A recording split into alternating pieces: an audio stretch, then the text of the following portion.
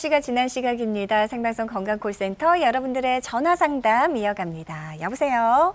네. 예, 어머니 안녕하세요. 네, 안녕하세요. 올해 나이가 어떻게 되셨나요? 64년. 64세 어머님. 네네. 언제부터 어떻게 아프셨는지 원장님께 설명 좀 해주십시오. 안녕하세요. 예, 안녕하세요. 네, 안녕하세요. 어디가 불편하실까요? 다리도, 무릎도 아프고요. 네. 선생님. 손가락하고 손목요. 손가락하고 무릎, 손목이요. 예, 예. 네. 혹시 진단은 엑스레이 검사에서 병원에서 진단은 받으셨나요? 네네. 네, 뭐라고 그러던가요? 퇴행성 관절이요. 네. 그 세 부위가 모두 퇴행성 관절염이 있다고 하던가요? 예, 예. 네. 그러면 제일 불편하신 게 어떤 거세요? 지금 제일 불편한 게요, 손가락이요. 손가락이요? 아이고. 네. 예, 예. 아침에 일어나시면 손가락이 좀 뻣뻣하고 그런 게 한 30분 정도 이상 지속되고 그런가요? 예, 예, 예. 그러면 30분 정도 지난 다음에 좀 쓰시고 움직이면 좀 나아지시나요? 예, 예. 아, 그래요? 그동안 치료는 어떻게 받으셨나요? 아, 정형외과에서 그냥 물리치료하고 네. 약 먹고 이랬는데요. 네. 제가 작년에 손바닥에 혹이 튀어나와가지고 네. 병원에 가니까 방아쇠 증후군이라고 그래가지고요. 네. 아, 수술을 했거든요. 네. 수술하고는 더 불편해졌어요. 아, 그, 어떻게 불편해지셨다는 네. 말씀이세요, 어머니? 칼질을 하면요. 네. 양팔을 하나를 다 못 썰어요. 아. 이게 손이 자꾸 저리고 마비가 와서요. 네. 아, 그래요. 예. 환자분 지금 말씀하시는 거 제가 몇 가지 정리를 해보면요. 네네. 그, 처음에 수술 받으신 거는 아마 손가락이 이게 튕기는 소견이 있어서 아마 방아쇠 수지 진단을 받으셨을 것 같아요. 예, 손바닥이 손가락을- 혹이 나니까. 네, 손가락을 굽혔다 이렇게 펴려고 그러면 손가락 하나만 펴지지 않고 걸려 있거나 이런 소견이 있으셨을 것 같거든요. 예. 네, 근데 지금은 그거 튕기는 소견은 다 좋아졌을까요? 아니요. 튕기는 건 아침에 일어나면 그게 잘 안 되는 게 있어요. 그래요. 갓 수술 받은 손가락이 그런가요? 아니요, 수술 받은 게 그런 게 아니고 그 옆에 손가락이요. 그렇죠. 네. 정리를 해보면 네네. 그 방아쇠 수지는 손가락 관절에 문제가 있는 게 아니라요. 예. 손가락을 움직여주는 굽히는 동작을 하는 손가락 굽힘 힘줄이라고 손바닥 쪽에 지나가는 굵은 힘줄에 염증이 생겨서 생기는 병이에요. 예. 그 힘줄이 터널을 지나가는데 그 터널에 지나갈 때 힘줄이 두꺼워지면 들어가서 못 나오니까 손가락이 딱딱 걸리게 되는 거거든요. 예. 그런데 환자분 지금 잘 말씀하시는 거 제가 잠깐 들어보니까 양팔을 썰 때 손이 저린다는 얘기를 하시잖아요. 네네. 근데 그 손이 저리는 건 손가락 관절 문제도 아니고 손가락 방아쇠 수지도 아니고 그거는 손가락 지나가는 감각신경의 문제인 정중신경 압박증후군이라는 소견일 가능성이 더 많아요. 아. 그거는 손목에서 일을 많이 하시는 분들이 똑같이 지나가는 힘줄들이 굵어지니까 같은 공간에 들어가 있는 정중신경이 상대적으로 눌려서 생기는 거거든요. 쉽게 생각하시면 손가락을 굽히는 힘줄 9개가 예. 손바닥의 감각을 담당하는 정중신경이랑 같은 방을 쓰고 있다고 생각하시면 돼요. 아, 네네. 같은 방을 쓰고 있는데 다른 그 정중신경 말고 나머지 굽힌 그 손가락 굴곡근들이 일을 많이 하거나 피곤하면 부을 거 아닙니까? 네네. 그러니까 부으면서 같은 방을 쓰고 있는 정중신경이 상대적으로 눌리는 거예요. 그렇게 생각하시면 되고 그거는 관절이 망가지는 관절 소견하고는 전혀 관계가 없는 거거든요. 아, 근데 메디가요. 네. 얼뚝불뚝불뚝 다 튀어 올랐거든요. 그렇죠. 물론 제가 말씀드리는 건 환자분 증상을 보고 말씀드리는 거고 예. 제가 항상 말씀드리는 거지만 관절염이라는 거는 무릎에만 오거나 손가락에만 오는 게 아니라 전신적으로 다 진행을 하거든요. 네. 그래서 손가락에는 특징적으로 손가락 마디가 굵어지는 소견이 보여요. 근데 그거는 어떻게 막을 수가 없는 거고 많이 쓰시는 거기 때문에 보존적인 치료를 증상을 조절하는 방법밖에는 없지만 손이 저린 증상은 정중신경 압박증후군이라고 그래서 꼭 치료가 필요한 증상이기 때문에 그거는 따로 진료를 보셔야 되는 거예요. 왜 그러냐 하면 정중신경 압박증후군은 증상이 심해지면 마비가 돼서 다시 회복이 되지 않기 때문에 그렇습니까? 손가락을 굽히는 힘이 완전히 떨어질 수도 있어요. 그러니까 환자분께서는 가까운 그 관절병원에 꼭 진료를 보셔서 근전도 검사나 이런 검사를 통해서 내 신경이 눌리는 게 아닌지를 꼭 확인해 보시는 게 중요하겠습니다. 네네네네. 자, 어머니 지금 증상에 대한 원장님의 소견으로는 역시 퇴행성 관절염 이외의 다른 질환이 의심된다 하십니다. 반드시 전문병원, 관절 전문병원 찾아가셔서 자세한 검사 한번 꼭 받아보셨으면 하는 바람입니다. 전화 주셔서 감사드리고요. 다음 상담 전화 받아보겠습니다. 여보세요? 네, 여보세요? 예, 어머니 안녕하세요. 네, 안녕하세요. 올해 나이가 어떻게 되셨을까요? 80여. 80여든 되셨어요, 어머니? 네. 예, 어떻게 불편하고 아프신지 원장님께 직접 설명 좀 해주십시오. 예, 예. 어머니 안녕하세요. 안녕하세요. 네, 어디가 불편하실까요? 제가 작년 4월 달에 네, 관절을 넣었는데, 네. 관절에가 염증이 많아서 아유. 염증 수술한다고 뺐어요. 네. 근데 지금 녀적지 안 났고, 걸음도 지금 못 걸어요, 잘. 아이고. 바깥 출입을 못 해요. 네네. 그래가지고, 네. 이제 어제 가서 물어보니까, 여기 오금지가 부었어요, 또. 네. 부어가지고 물어보니까 MRI를 찍어보래요. 네. 그래서 MRI를 찍기로 했거든요, 내일이요. 네. 아직 찍어보진 않으셨고요. 예. 네. 환자분 제가 몇 가지 여쭤볼 게 있는데요. 예. 작년 4월에 인공관절 치환술을 하셨는데 예. 염증이 생겨서 인공관절 제거술은 언제 하셨나요? 그러니까 작년 4월 달에 했어요. 수술하셨다가 바로 빼셨어요, 그럼 어머니? 아니, 수술하는 거는 10년 전에 인공관절을 집어넣었다가 네, 10년 전에. 작년에 빼고 염증을 치료했어요. 그러셨어요. 그러면은 인공관절 제거술을 하시면서 예. 그냥 바로 제거술을 하고 다시 치환술을 하셨나요? 아니면 지금은 어떻게 하고 계신가요? 지금 거기다 막 무슨 새도 집어넣고 막 그러고서 수술을 했거든요. 네.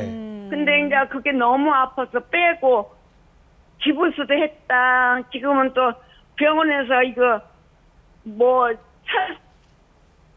철로 만드는 거를 해줘서 지금 묶고 있어요. 지금요. 그래요. 예. 네. 네, 보통은 인공관절 수술하시고 나서 감염이 생기면 네. 인공관절을 제거하고 나서 안에다가 무릎 안에다가 시멘트, 본 시멘트라는 저희가 그 딱딱한 돌과 비슷한 재료를 항생제랑 섞어서 집어넣어 주고 그리고 6주 정도는 기다렸다가 염증이 다 가라앉으면 그 시멘트를 제거하고 다시 인공관절을 삽입하는 치료를 하는 게 원래 정상적인 방법이거든요.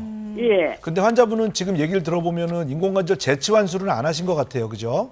예, 안 했죠. 네. 그럼 아마 선생님 소견이 주치의 선생님 소견이 인공관절 재치환술을 하기엔 너무 힘들 것 같고 염증이 너무 많이 진행됐을 수도 있고 여러 가지 원인이 있는데요.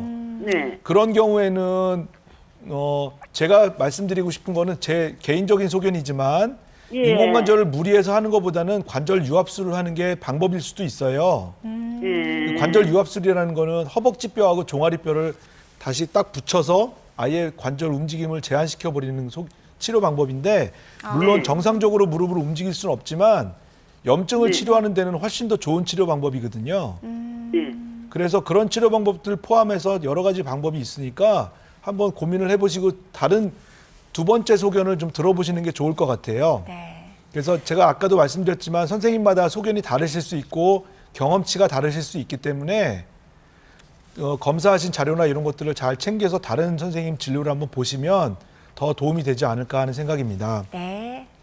자, 어머니 전화 주셔서 감사드립니다. 우선 이제 걱정이 많으시겠지만 MRI 일단 촬영부터 잘 해보시고요. 정밀 진단을 통해서 원인이 무엇인지 밝혀내는 게 우선이 아닌가 합니다. 자, 이후에 이제 최근에 이제 촬영본이니까 다른 전문의 선생님 여러분들의 한번 의견을 교합해 보는 것도 그런 다음 치료 방법을 결정하시는 것도 충분히 도움이 되니까요. 이 부분 참고하셨으면 좋겠습니다. 자, 전화 한 통 더 받아보겠습니다. 여보세요? 네, 여보세요? 예, 아버님 안녕하세요. 네, 안녕하십니까? 네, 오늘 유일한 아버님 전화입니다. 나이가 올해 어떻게 되셨습니까? 네, 64세입니다. 64세 아버님. 네, 아직은 예, 한참이신데 어떻게 불편하신지 원장님 나와 계시니까요. 직접 상담해 보십시오. 네, 아버님 제가 그런 게 아니라 안녕하세요. 제 이제 배우자가 그렇습니다. 안녕하십니까? 네. 네네. 네. 저희 집사람 배우자가 좀 무릎하고 어깨가 좀 불편해가지고 네. 그러셨어요. 그래서 이제 상담 신청했습니다. 아, 배우자분 나이가 어떻게 되실까요? 64세입니다. 아, 64세 여자 환자분이시고 네. 무릎 관절이랑 어깨 관절이랑 특히 구체적으로 어떻게 불편하실까요? 물론 이제 그 동네 병원에서 이제 주사도 몇 번 맞아보고 MRI도 찍어봤는데 네. 처음에는 이제 그 뭐 수술 안 해도 될 것 같다고 그래서 이제 주사도 서너 번 맞아봤습니다. 네. 근데 별로 차도가 없었어요, 무릎이. 네. 그래서 이제 그 작년 8월경에 MRI를 찍어봤더니만 네.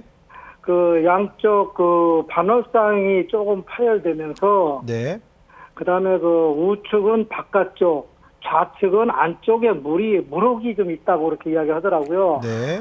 그러면서 이제 그 내시경 쪽으로 어떻게 한번 이게 정리하는 게 좋을 것 같다 네. 하면서 통증은 그래도 지금보다는 좀 많이 없어질 것 같다 이런 식으로 이야기를 하더라고요. 네. 네. 네. 이제 지금 현재 그렇게 지금 되어 있고 지금 뭐 오래 걷지도 못하고 이렇게 좀 저 삶의 질이 좀 많이 좀 떨어져 그래요, 있죠. 맞습니다. 네. 네네.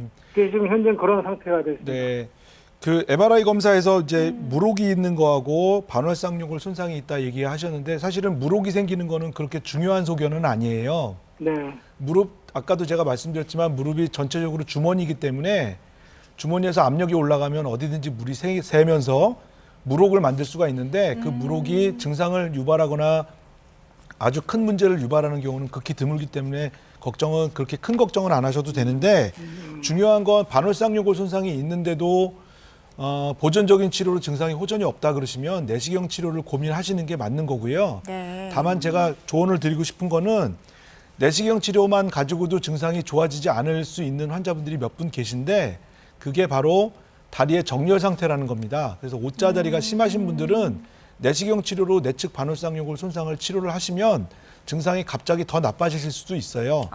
그렇기 때문에 그런 동반되는 다리의 정렬 상태가 어떤지 이런 걸 확인하고 내시경 치료뿐만 아니라 다른 동반되는 치료를 해야 되는지 아니면 내시경 치료만 해도 되는지를 판단을 받아보시는 게 굉장히 중요할 것 같아서 저는 내시경 치료 이외에 구체적인 그 정렬 상태나 이런 것들을 같이 파악하시는 게 중요하다고 저는 생각하거든요. 정렬 상태라는 것은 뭘 말하는 거죠? 네, 다리가 O자다리가 심한지 X자다리인지 아니면 일자로 같이 붙어 있는지 쉽게 생각하시면 그 배우자분이 서 계실 때 양쪽 무릎이 잘 붙어 있는지 일자로 양쪽 무릎이 잘 붙어 있는지 아니면 양쪽 무릎 사이에 주먹이 들어갈 정도로 벌어져 있는지 이런 것들을 말하는 거거든요. 한번 지켜보신 적 있으실까요, 아버님? 네? 아내분의 이 다리 모양을 한번 보신 적 있으세요?